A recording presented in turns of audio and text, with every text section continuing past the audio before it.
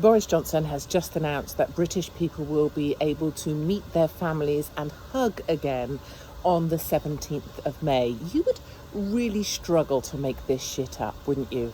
A man who has slept with more people than Hugh Hefner ever did, who has bonked the brains out of half of London, is now mandating that we may hug our own family and friends. A politician in a cheap suit is telling you who you can hug.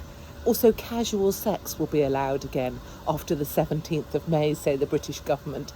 This despite the fact that the government's own science advisor, remember him, Professor Pantsdown, the guy who was bonking his married mistress whilst he was still locking down the rest of the country, he was happily at it like a rabbit the whole time. But the rest of us, rules for thee but not for me, are supposed to wait. I mean, you would really want to know how this happened in a year, wouldn't you? You'd really want to know, how did it happen that within 12, 18 months, British people got to a point where they were told who they could love and when, who they could hug and when, and who they could have casual sex with and when.